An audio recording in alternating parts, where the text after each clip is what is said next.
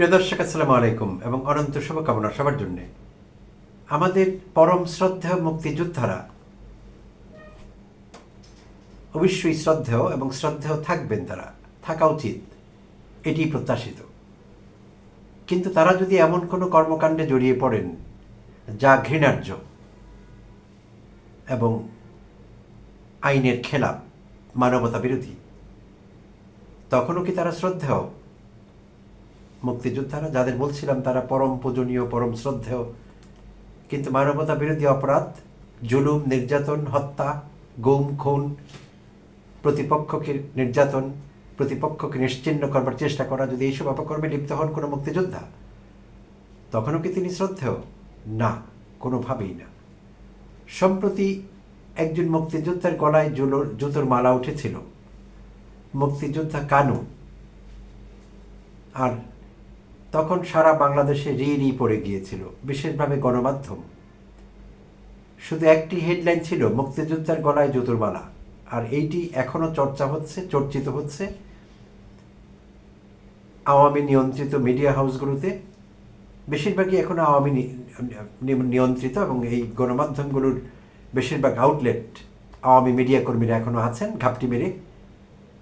তারা এটি প্রচার করে চলেছেন যে বাংলাদেশে মুক্তিযোদ্ধার গলায় জুতোর মালা উঠছে বা মুক্তিযোদ্ধাকে জুতোর মালা পরানো হয়েছে। আসলে বিষয়টি এরকম ছিল না। জুতোর মালা পরানো হয়েছিল একজন নির্যাতনকারীর গলায়।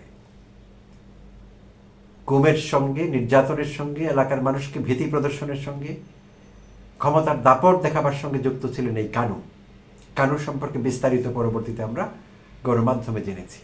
শুরুতে আমিও যখন হেডলাইন দেখেছিলাম আমি আটকে উঠেছিলাম যে এমন বাংলাদেশ তো আমরা চাইনি, এমন জুলাই আন্দোলন তো আমরা চাইনি যে জুলাই আন্দোলনের সফল হয়ে গেলে মুক্তিযোদ্ধার গলায় জুতোর মালা উঠবে, এরকম তো না বিষয়টি। আমি আটকে উঠেছিলাম। পরবর্তীতে খোঁজখবর নিয়ে দেখলাম না, কোনো মুক্তিযোদ্ধার গলায় জুতোর মালা পরানো হয়নি, একজন নির্যাতনকারীর গলায় পরানো হয়েছিল। আর যারা পরিয়েছিলেন তারা ভুক্তভোগী, তারা নির্যাতিত হয়েছিলেন। তাহলে নির্যাতিত লোক ক্ষোভ থেকে, আক্রোশ থেকে, যিনি নির্যাতন করেছেন তাকে ভাগে পেলে, তাদের হাতে চলে আসলে তারা প্রতিক্রিয়া ব্যক্ত করবেন, এটি স্বাভাবিক। যদিও আইন নিজের হাতে তুলে নেওয়াটা উচিত না, তাকে ধরে আইনের সোপর্দ করতে হতো, কিন্তু সেটি না করে তার গলায় জুতোর মালা পরানো হয়েছিল। আমি আমার চ্যানেল থেকে একটি এপিসোডও করেছিলাম যে মুক্তিযোদ্ধা হলেও তার গলায় জুতোর মালা হতে পারে এবং লোক সেটি করবে, আমরা না করলেও আটকাতে পারবো না, কারণ তাদের কর্মকাণ্ড যদি তেমন হয়। তো এখন বলতে হচ্ছে বৈষম্য বিরোধী ছাত্র আন্দোলনের সঙ্গে যারা যুক্ত ছিলেন, যেসব তরুণী বা যাদেরকে আমরা জুলাই যোদ্ধা বলি, তো সেই জুলাই যোদ্ধারাও কি সবসময় শ্রদ্ধেয় যে কোনো পরিস্থিতিতে? না। জুলাই যুদ্ধে অংশগ্রহণ করবার জন্যে, জুলাই যুদ্ধকে সফল করবার জন্যে, আমাদের দ্বিতীয় স্বাধীনতা এনে দেবার জন্যে তারা শ্রদ্ধেয়। তারা আমাদের কাছ থেকে স্নেহ, ভালোবাসা, সহযোগিতা, সম্মান সব কিছু পাবার যোগ্যতা রাখেন, ডিজার্ভ করে। যদি এখানে শর্ত আছে, কন্ডিশনস অ্যাপ্লাই, কিছু শর্ত প্রযোজ্য হবে, আর সেইটি হলো তাদের কর্মকাণ্ড জুলাই স্পিরিটকে ধারণ করতে হবে, জুলাই চেতনাকে ধারণ করতে হবে।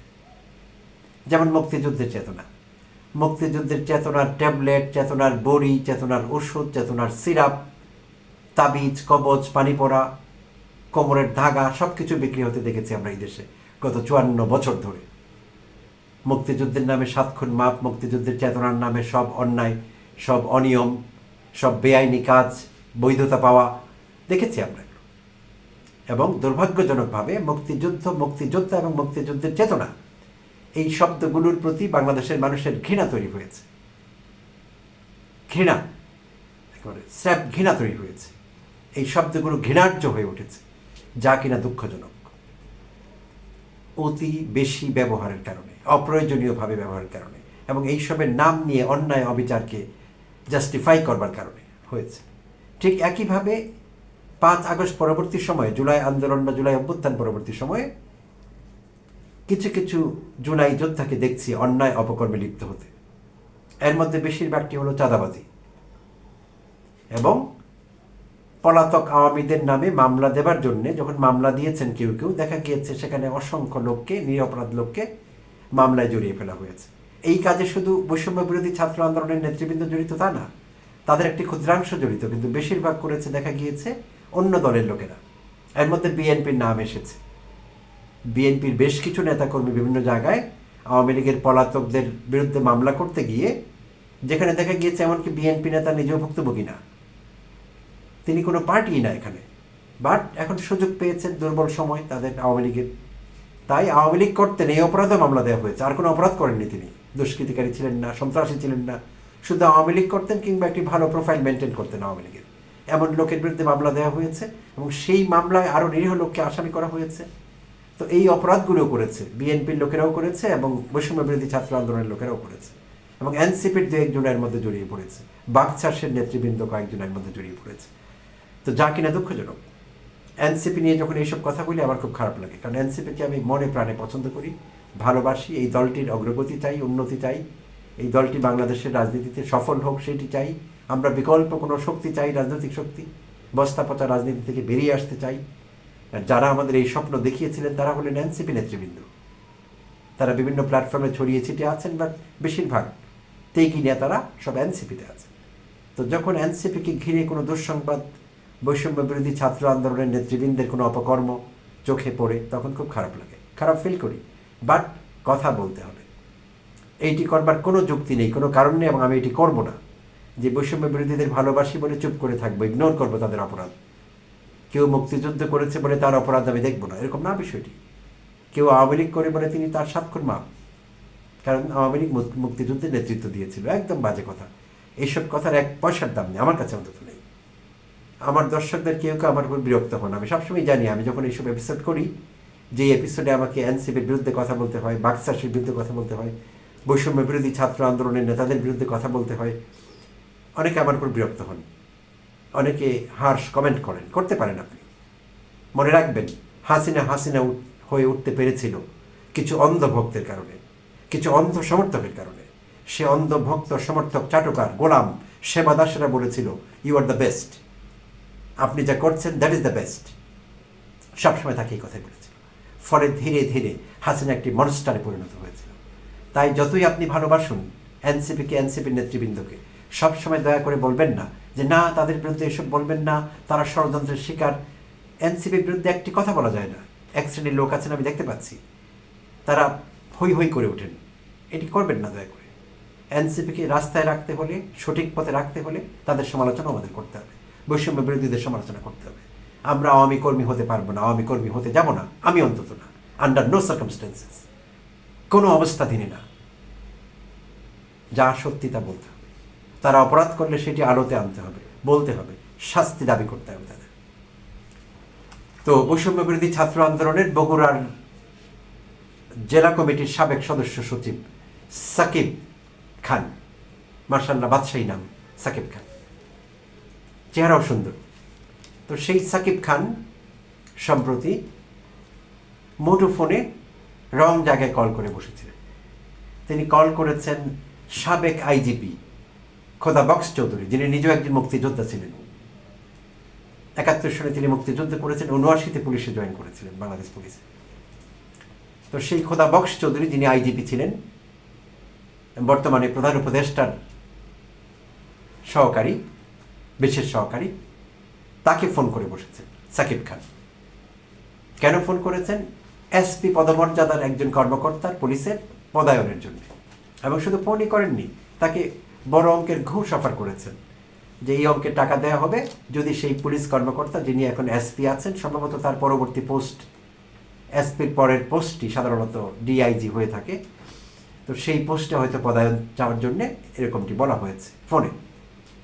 আর সাইবার মনিটরিং যারা করেন পুলিশের বিশেষ সেল, তারা সেটি বুঝতে পেরেছেন, সেই ফোন কল মনিটর করা হয়েছে, রেকর্ড করা হয়েছে, এবং তার ভিত্তিতে তার বিরুদ্ধে শাহবাগ থানায় একটি মামলা হয়েছে।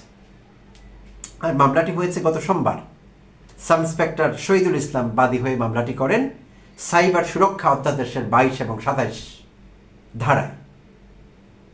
চাঁদাবাজির মামলা তার বিরুদ্ধে হয়েছে, এবং শুধু তাই হয়নি, সেই রাতেই তাকে বগুড়া থেকে যৌথ বাহিনী ধরে আনে, গ্রেপ্তার করে শাহবাগ থানায় সোপর্দ করা হয়। বুধবার দিন তাকে আদালতে তোলা হয়। আর সেখানে মেট্রোপলিটন ম্যাজিস্ট্রেট মনিরুল ইসলাম তার শুনানি শেষে তার জামিনের আবেদন নাকচ করে দেন, নামঞ্জুর করেন। তিনি এখন কারাগারে আছেন। সাকিব খান অল্প বয়সের বাচ্চা ছেলে, থাম্বনেলে যার ছবিটি আছে প্রিয় দর্শক আপনারা দেখতে পাচ্ছেন, একেবারে বাচ্চা ছেলে, বাট সাহস অনেক বেশি বলতে হবে। তো এইসব করলে কোনো লাভ নেই, শাস্তি তাকে পেতে হবে। তো ইন্টারেস্টিংলি সোমবার তিনি গ্রেপ্তার হলেন, মঙ্গলবার বগুড়ায় প্রতিবাদ সমাবেশ হয়েছে, মিছিল হয়েছে, বলা হয়েছে সর্বস্তরের ছাত্র জনতার ব্যানারে হয়েছে সেটি, এবং পত্রিকা যেরকম লিখছে সেখানে বাকছাস বাংলাদেশ গণতান্ত্রিক ছাত্র সংসদ, সেইটি এনসিপির একটি ছাত্র সংগঠন, আর এনসিপির কিছু নেতাকর্মীকে সেই প্রতিবাদ সমাবেশ মিছিলে দেখা গেছে, যা আমাকে অবাক করেছে। এবং তারা দাবি করেছে যে সাইবার সুরক্ষা এটি কালো আইন, এটি বাতিল করতে হবে এবং সাকিব খানকে মুক্তি দিতে হবে। কেন এনসিপির নেতাকর্মীরা সেখানে কেন থাকলেন সেই মিছিলে? এটি তো এখনো প্রমাণ হয়নি। বিচারিক কার্যক্রম চলবে, সাকিব খান নির্দোষ হলে বেরিয়ে আসবেন, তখন মিছিল করা যেত, আনন্দ মিছিল। কিন্তু এখন কি করে তারা বুঝতে পারলেন যে সাকিব খান এরকম ফোন করেননি, তিনি এসবের সঙ্গে জড়িত না? প্রিএমটিভ মিছিল কি করে হতে পারলো? আর সেখানে কেন এনসিপি, আমার পছন্দের দল, এনসিপির নেতাকর্মী কেন সেই মিছিলে অংশগ্রহণ করবে? এটি আনএক্সেপ্টেবল এবং এটি ভুল বার্তা দিচ্ছে এনসিপি সম্পর্কে জাতিকে, বাংলাদেশের মানুষকে, যারা এনসিপি নিয়ে এখনো অনেকে স্বপ্ন দেখতে পছন্দ করেন, এনসিপিকে ভালোবাসেন, কিন্তু এইসব কর্মকাণ্ড ভালোবাসবেন না। খুব বেশি দিন আগের কথা না, এনসিপির আরেকজন নেতা হান্নান মাসুদ, তিনিও শাহবাগ থানা থেকে ছাড়িয়ে নিয়েছিলেন একদল চাঁদাবাজকে। তো সেইটি ঠিক করেননি, সমালোচনা হয়েছে বিভিন্ন মহল থেকে। পরবর্তীতে দেখা গিয়েছে অতি সম্প্রতি সেই চাঁদাবাজ গ্রুপটি আবার চাঁদাবাজি করতে গিয়ে ধরা পড়েছে। এইবার অবশ্য হান্নান মাসুদ চেষ্টা করেননি, চেষ্টা করলে হান্নান মাসুদ নিজে গ্রেপ্তার হয়ে যেতেন, এবং আমি দাবি করতাম যে হান্নান মাসুদ গ্রেপ্তার করা হোক তাকে। এনসিপির নেতৃবৃন্দকে অনেক ভালোবাসি, আমি রিইটারেট করছি, আমার কথা পুনরুল্লেখ করছি, পুনর্ব্যক্ত করছি, তাদের প্রতি ভালোবাসা, শ্রদ্ধা, স্নেহ, মমতা, সহযোগিতা সব থাকবে, সব আছে। বাট তারা এরকম অন্যায় কাজ করলে, অন্যায় কাজকে সমর্থন করলে কখনই আমি সমর্থন করব না। শুধু আমি না, এই দেশের আরও লাখো কোটি মানুষ সেটি সমর্থন করতে পারবেন না।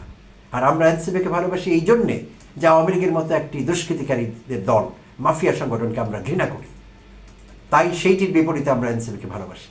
তাই এনসিপির কাছে এমন আচরণ চাই, বাকছাসের কাছে এমন আচরণ চাই, বৈষম্য বিরোধী ছাত্রদের কাছে এমন আচরণ চাই যা আওয়ামী লীগের আচরণের একেবারে পরিপন্থী, একেবারে বিপরীত, পজিটিভ আচরণ। এর বিকল্প কিছুই আমরা মানতে পারবো না, মেনে নিতে পারছি না। তো সেই সাকিব খান গ্রেপ্তার হয়েছেন, জামিন নামঞ্জুর হয়েছে, তার বিরুদ্ধে প্রসিডিং চলবে, তিনি দোষ করে থাকলে সাজা হবে, এবং এইটি আমরা দেখতে চাই। কে কোন দলের, তাকে কত ভালোবাসি, এসব কিচ্ছু ম্যাটার করে না। যখনই অপরাধ কর্মে লিপ্ত হবেন তার সাজা দাবি করব, তার সাজা হতে হবে। প্রত্যেকের ক্ষেত্রে এই কথা প্রযোজ্য। Nobody is above the law, কেউ আইনের ঊর্ধ্বে না এবং থাকতে পারবে না। নতুন বাংলাদেশে আমরা এটি মানব না, মানতে পারি না। ধন্যবাদ সবাইকে, ভালো থাকবেন।